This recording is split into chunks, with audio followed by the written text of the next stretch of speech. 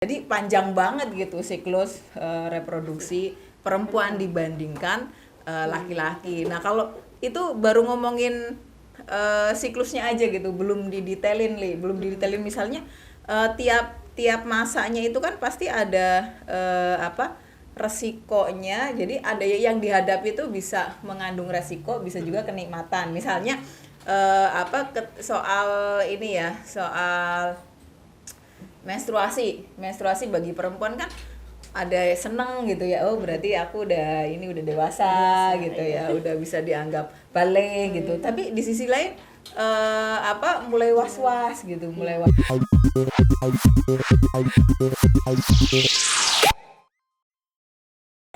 Assalamualaikum warahmatullahi wabarakatuh. Waalaikumsalam warahmatullahi wabarakatuh. Ya, selamat pagi, siang, sore, dan malam nih buat teman-teman semua.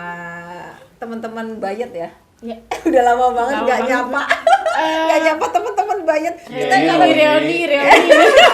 kita kalau di Instagramnya Ruang Perempuan Muda. Yes, Ruang Jadi Perempuan ya, Muda. muda-muda Jangan lupa gitu. follow. Follow, jangan lupa di follow. Jadi ceritanya kita hari ini dalam rangka International Women Day yang 2022 kita mau menyampaikan lagi gitu ya informasi terkait dengan kesehatan reproduksi. Tapi kan jadi ceritanya juga ini Bayet kan punya modul tentang bagaimana menyampaikan menyampaikan pengetahuan tentang kesehatan reproduksi untuk remaja gitu. Jadi itu ada beberapa bagian-bagiannya. Nah, jadi kita kebetulan ya kebagiannya kalau kita mau ngomongin soal siklus reproduksi sama akses informasi ya. Gitu.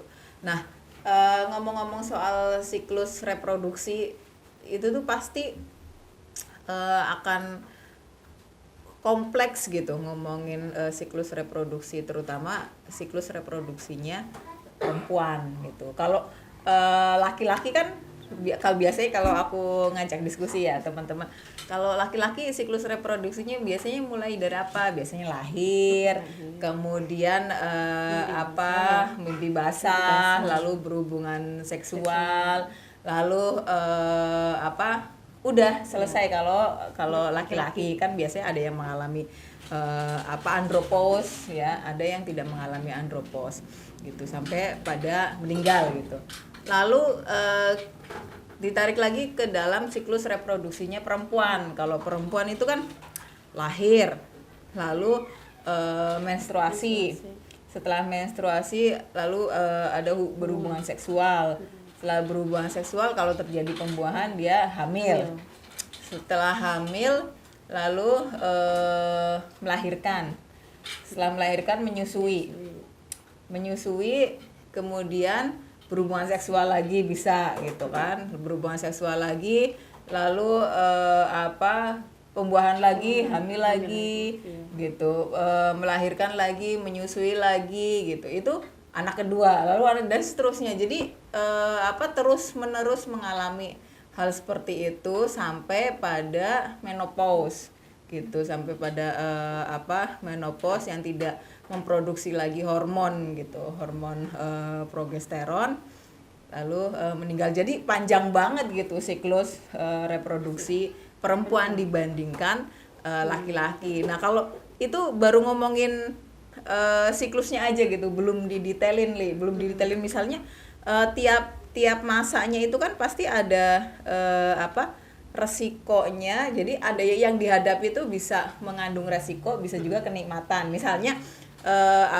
soal ini ya, soal menstruasi bagi perempuan kan ada seneng gitu ya, oh berarti aku udah dewasa gitu ya, udah bisa dianggap balik gitu. Tapi di sisi lain mulai was-was gitu, misalnya tiap bulan nggak boleh makan apa gitu kan. Banyak sekali mitos-mitos terkait dengan menstruasi gitu ya. Nggak boleh tidur siang misalnya, terus nggak boleh makan yang amis-amis gitu. Jadi banyak sekali mitos-mitos yang berkembang itu soal menstruasi. Kalau mimpi basah kan nggak begitu banyak ya. Misalnya nggak ada, misalnya kamu laki-laki lagi mimpi basah jangan makan timun misalnya kan, Iya. nggak ada Nggak ada. mitos-mitos seperti itu gitu, atau obrolan-obrolan yang berkembang terkait dengan yang terjadi di laki-laki itu. Jadi stereotipnya beda gitu, stereotipnya beda antara laki-laki dan perempuan. Itu sih kira-kira. Kalau sebenarnya gimana sih akses, apa sih harusnya akses informasi yang didapatkan oleh remaja sih, terutama dalam menjalani proses siklus reproduksi ini?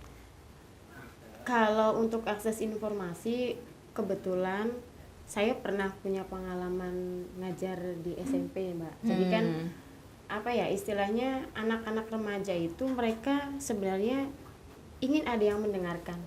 Ketika di rumah orang tua sibuk dan orang tua tidak, istilahnya jarang ada di rumah, mereka mencari teman yang memang istilahnya bisa untuk diajak ngobrol. Iya. Ya.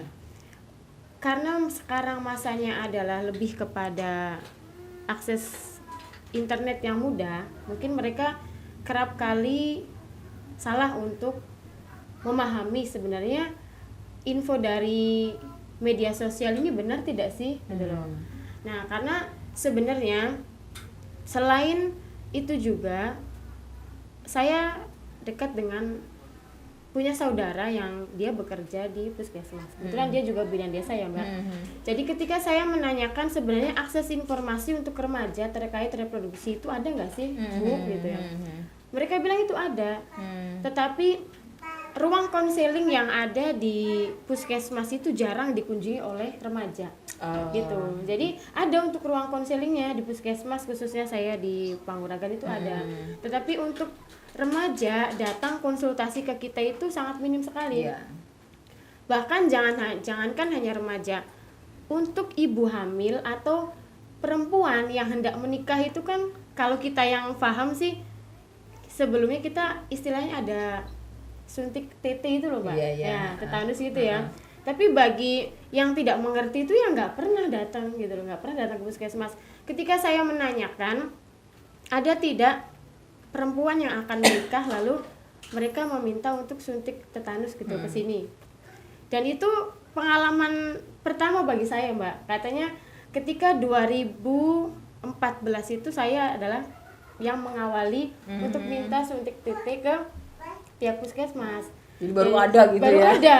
Kan sebenarnya itu tuh ada itu tuh ada, tapi memang belum pernah ada yang memang mau ke sini. Iya. Jadi untuk bidan sendiri maupun bidan desa ataupun bidan puskesmas pembantu itu sering untuk mensosialisasikan ke masyarakat, tetapi memang mereka itu kalau ke puskesmas ya kalau sakit, kalau nggak sakit ya nggak ke puskesmas gitu loh, Mbak.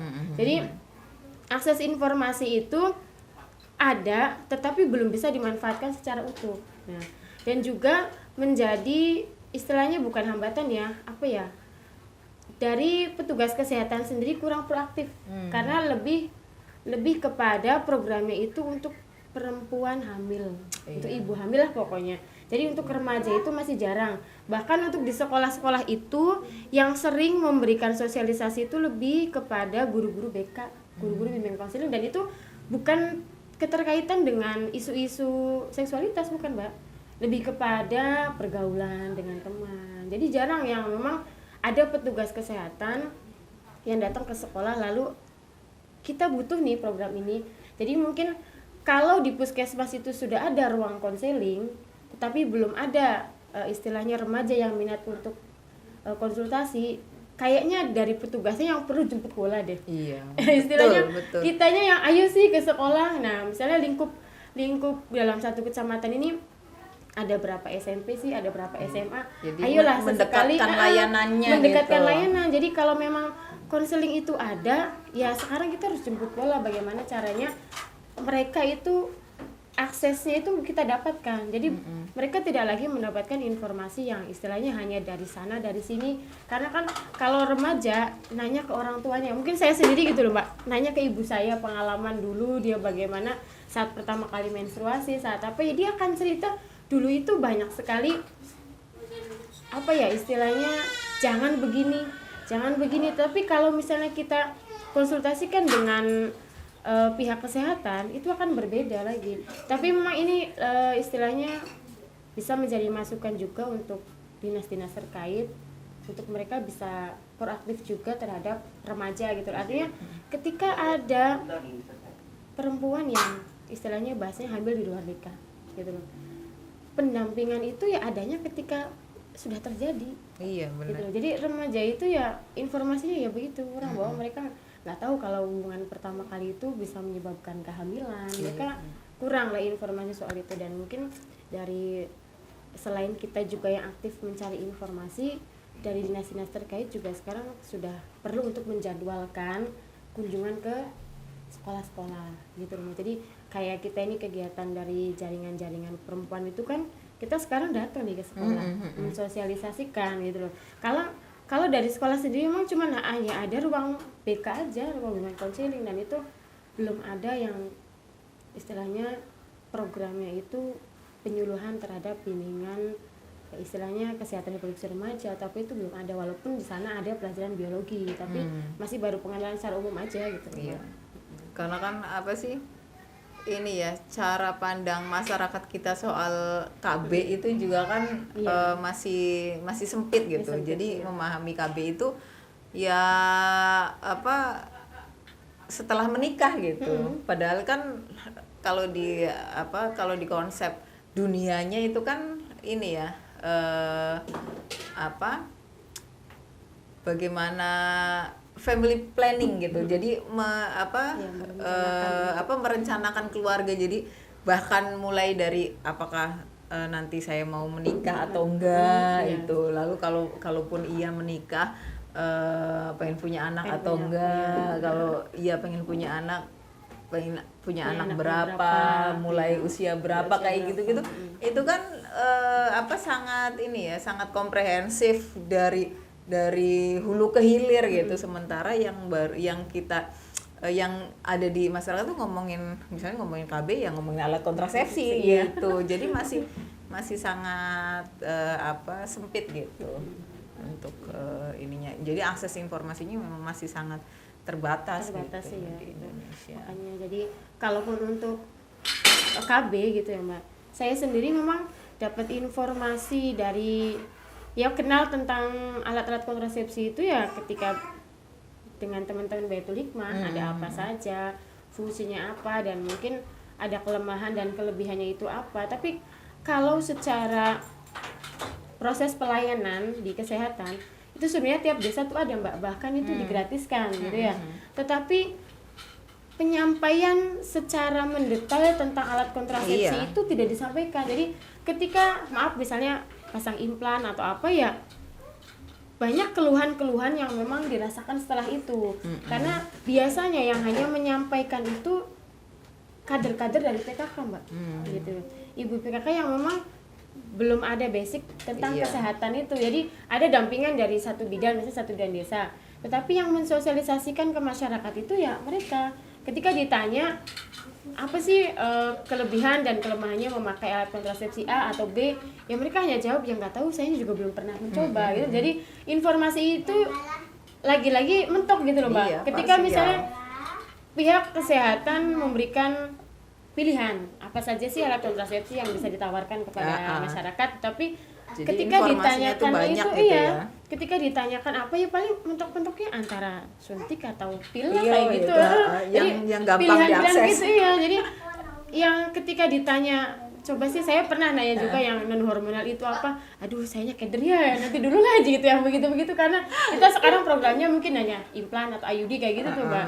Jadi memang kalau yang aman itu ya kita harus ke yang lebih resmi gitu, ke bidan langsung atau ke dokter kayak gitu. Tapi kalau misalnya untuk di desa itu sebenarnya ada Mbak akses itu dan itu digratiskan. Nah tapi sayangnya lagi-lagi ya itu pemahaman masyarakatnya. Jadi kadang satu perempuan itu bisa mencoba lebih dari satu alat kontrasepsi dan itu kan menurut saya beresiko karena istilahnya malah lebih beresiko. Lebih beresiko ketika satu ini nggak cocok, ganti lagi yang lain, justru malah lebih ke efeknya tuh ke badan kita. Padahal kan itu kan kayak terutama yang hormonal kan misalnya minum pil gitu ya. Terus belum selesai kan udah merubah hormon nih di dalam tubuhnya gitu. Terus ganti ini lain gitu. Itu kan merubah lagi ini, merubah kondisi tubuh. Merubah kondisi tubuh gitu. Jadi begitulah untuk akses informasi sendiri. Kalau kitanya tidak proaktif, kita nggak akan mungkin dapat informasi yang secara detail. Jadi harus proaktif kitanya gitu ya. harus proaktif, yang memang sering menanyakan. Dan saya ini termasuknya untuk TT ini sudah sempurna, Mbak. Saya sudah 5 kali loh TT itu. Jadi saya tuh pertama kali sebelum nikah memang saya sudah minta untuk suntik tetanus. Jadi sebelum menikah ya, Mbak ya. Terus 1 bulan kemudian durasinya itu berarti TT yang kedua. TT yang ketiga itu 6 bulan kemudian. 6 bulan kemudian itu berarti saya pas itu lagi hamil anak pertama, hamil Keisha. Terus TT yang keempat ini adalah ketika kita hamil anak yang kedua. Itu sudah juga yang Izul. Nah, terus yang terakhir itu ketika saya mau melahirkan anak yang kedua, itu kan sempet cek darah ya, cek HB. Jadi ketersediaan darah merah ini banyak nggak sih di tubuh kita untuk persiapan melahirkan. Lalu sama juga sekalian dengan TT yang kelima. Jadi saya TT-nya udah sampai 5 nih, Mbak. Saya itu sudah suntik tetanus sampai 5. Makanya ketika bidan desa itu kebetulan memang dia bibi saya gitu ya. Jadi ini saya memang baru menemukan ada yang minta suntik tetanus ke saya kayak gitu. Karena yang lainnya ditawarkan juga nggak mau, buat apa sih jibu bidan nih. Jadi karena ketika mereka tanya buat apa, berarti kan memang penyampaian dari akses itu kan masih kurang gitu loh, Mbak. Jadi ketika saya mendapatkan, saya cerita ke teman-teman yang memang saya sudah suntik tetanus itu sudah 5 kali. Itu gimana ya caranya, Mbak? Ya tidak datang aja, saya bilang ke bidannya gitu loh. Dan karena bidan itu memang nggak begitu menyampaikan gitu, Mbak. Karena banyak orang yang khawatir untuk disuntik tetanus seperti itu. Jadi ini pengalaman yang pribadi bagi saya.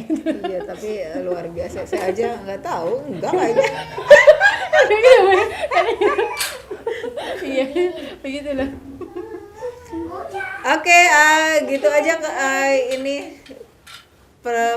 perbincangannya.